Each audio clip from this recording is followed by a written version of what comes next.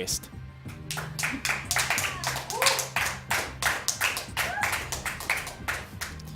Over in the top left-hand position as the blue Terran, it is Axiom's Heart. Let's go Heart. And his opponent, the Taiwanese superstar, it is Gamania Sen.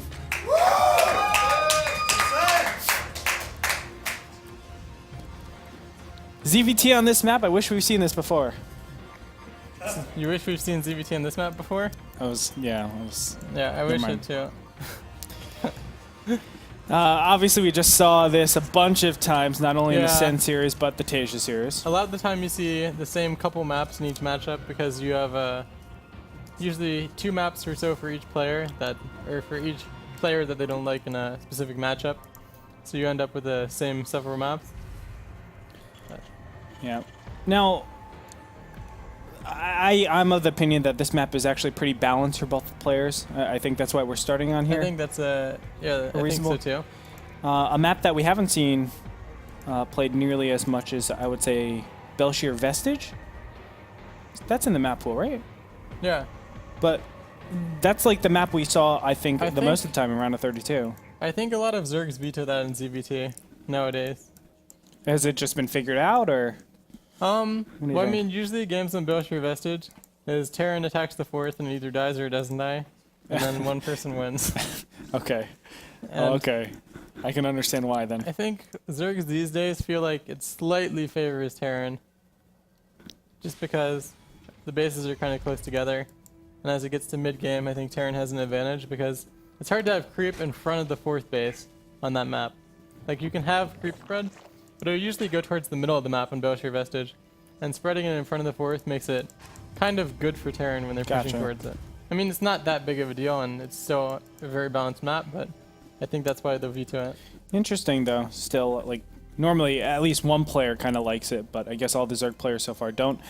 Heart, I think he's going through a little bit of trouble with his nerves, as we were talking about earlier on. I mean, he just had a very lackluster performance against the Dong, and wasn't able to really showcase his skills, his true quality, I think, of a player. Now, what is this? Potentially a bunker rush? An SCV and a Reaper going in here. Kind of interesting. Yeah, it might be to make a bunker. It's kind of late, though, for a bunker. Yeah. So I'm not sure. I guess he's just going to go mine some minerals and then go home. Ain't no thing. Taking any advantage. He actually is. All right. It's like now you'll mine out slightly faster. That'll show. I guess it's a bunker out what here. Okay. This is something that we've seen actually at the end of Wings of Liberty. I think this was really popular. Yeah, but I don't know. That's because it was used for the Marines, though. Yeah. I'm not sure what he's doing it with Reapers. I'm not sure either. I mean, I guess then a drone can't walk past it and take the 3rd, but a drone can't walk past the 2 Reapers and take the 3rd either. So I'm not sure what it does. I mean, you can jump in it and heal safely, but you don't need to jump in something to heal. You can just back up.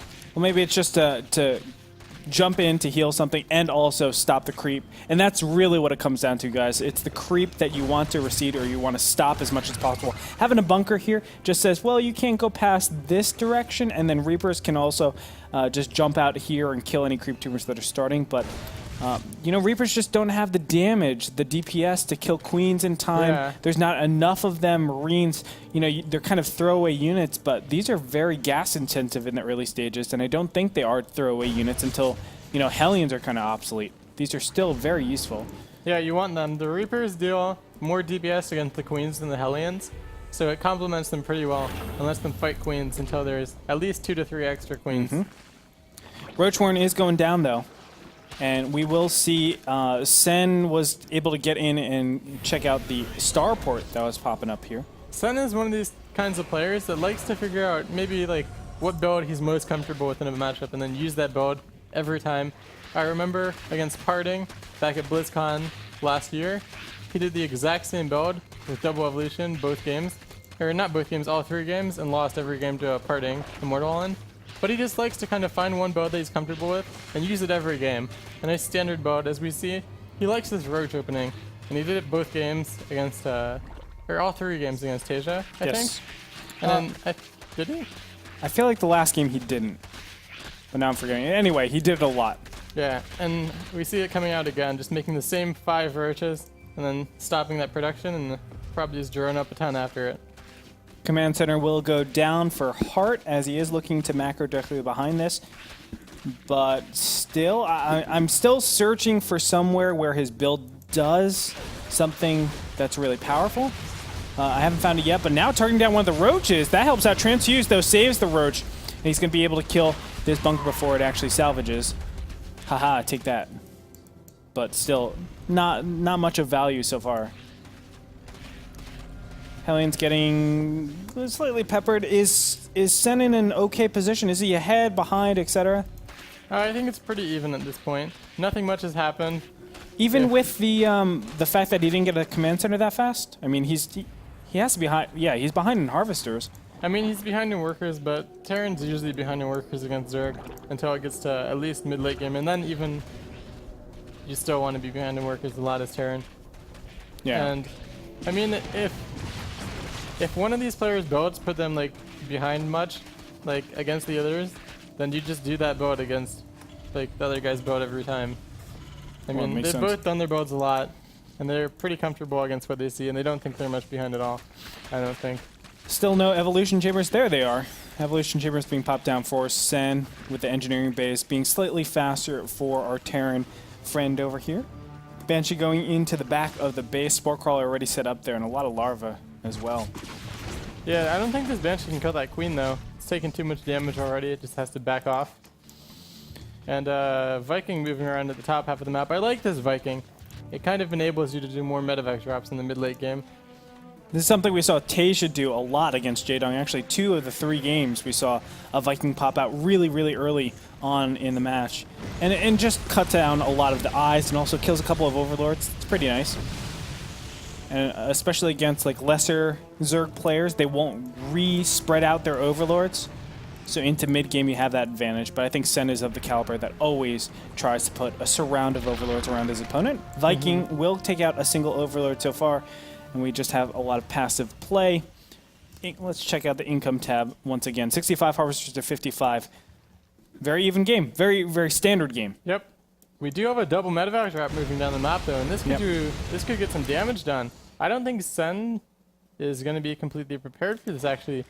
If we look at the units, he only has 5 roaches and 11 Zerglings in the map, and that's not enough to deal with 16 Marines and 2 medevacs. No, it is not.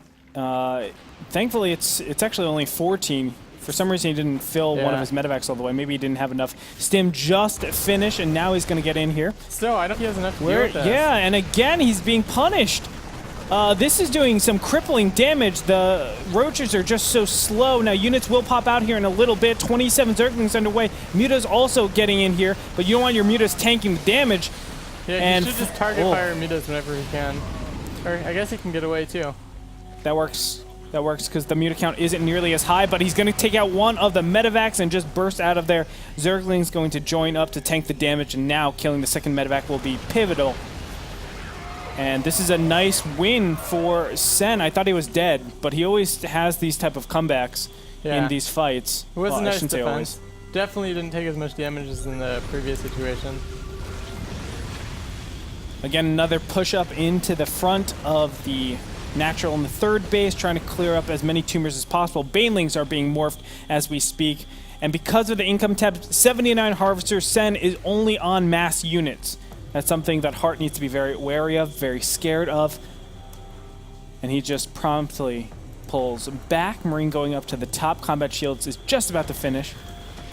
So he's okay with all the major upgrades. But 2-2 hasn't been started yet. Unfortunate because his armory was late over here. But I think Sen has a nice little advantage going into the game. He has his 4th base already established. Although he doesn't have good creep spread, so that's going to be the main point of contention. We'll see if Hart can do anything about it. He also doesn't have that many Mutalisks now. He has 6 in the field with another 8 in production, but that'll only put him at 14. It's pretty low again. I think Sen just seems to prefer to only make about 12 to 15 Mutalisks in the matchup, not make any more. Yeah, as opposed to Jaedong style, we saw him go up to 30 Mutas realistically. He was swinging over 24 for a long time, but you always saw in the production tab he wanted a little bit more. Was never able to maintain that. Drop in the main base was shut down by some Queens and Zerglings, and He's just inching forward with these units. Now, Roaches are able to tank a little bit of the damage. Baneling's bursting in through. One Widow Mine was able to connect really nicely. Sen needs to be careful. Actually, both these players need to be careful. The one good thing, as we were talking about, is Hart is going to be having most of these engagements off creep. He's going to poke up a little bit with his units, try to influence Sen to push in, and then have a really nice split in engagement. Nice burst damage onto those Mutas. AoE going to do a lot of damage, and Baneling's not able to get away. This is looking nice, but now attacking on creep isn't going to be enough. No, Sen is forced to retreat back, and he will give up his third. Hart had some pretty good micro against his Banelings there. Splitting is actually harder than a lot of people think, because a lot of people just think of it as in like the splitting you do in micro battles.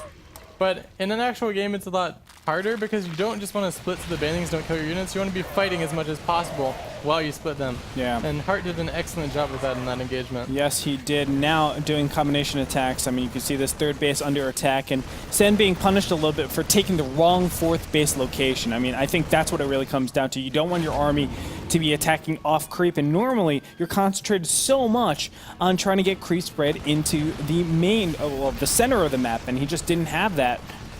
Well, he did have the center of the map creep, but he didn't utilize it. Unfortunately, now behind in bases. I mean, I say behind, he's 3-3. But when you're even in bases against a Terran, things get a little bit dicey. Oh, gosh. And Sen's going to lose a lot of Zerglings and Banelings, but it looks like he will be able to clean up. A boost will get some of the units out of here, but not a lot. It looks like the Mutas are still going to continue to keep going forward. I love this, though. The Widow Mine's going to keep him safe. And it's not a position where he can just willy-nilly just attack one of the Widow Mines and get out, because there's so many Widow Mines right there. So doing it correct. And now even, I mean, he loses a lot of Zerglings every single time, but somehow he always comes back with a lot more Zerglings. And 38 Zerglings in production. I mean, this is just purely macro coming out of Sen. This is what he's good at. We saw him against Tasia do so well. Now he's doing it against Hart. Is he able to overwhelm his opponent? Nicely done. The Widow Mines aren't able to get... actually, they get decent connections, and even attacking on creep. Yeah, none of the Banelings were able to connect. So even though the Banelings or the Widow Mines didn't kill that many Zerglings, none of the Zerglings can't do the damage. It's the Banelings, and no Banelings connected with Hart's units there. Well, going in once again, nice Widow Mine hit on the majority of the units, but look at this, he's just kiting back and back and back until there are no Banelings left, and then from there he's just taking it home. I mean, Sen's count in Mutas are dwindling, 12 out on the field. His upgrades are starting to lose out since 3-3 is approaching, 2-2, or 3-3 for Sen hasn't even started yet. Hive is approaching as well, and now another engagement is going to go so incredibly well for Hart, as the Mutas are the last units left, and a very small amount of Zerglings and Banelings are left after this. Attack into the main base. Drop is going to do a little bit of damage here. Targeting down the medevac is the right decision, but not able to save that extra queen. That's going to put Sen in a really awkward position. Again, just drilling down into the main base. Hart is a completely different Hart than what we saw when he faced off against Jaedong. Yeah. And Hart, he looks pretty good this time. Again, I think it was just nerves against Jaedong. We never saw him get into this kind of a macro game like we're seeing here. And he looks pretty good at it. His macro is looking solid. His engagements in the mid-late game have all been good so far as well. I mean, as soon as he got the advantage, he knew how to maintain it. I think he's maintaining it so much better than even Tasia did on the game in Derelict Watcher. He's taking much harder engagements, attacking on creep a lot more than Tasia, and still able to make it work. Again, going in here, Widow Mines will be able to connect pretty beautifully. And this is going to be the cleaning. Yeah, this is going to be the cleanup crew. Sen has nothing left. He's trying to do something about it, but GG gets called out. And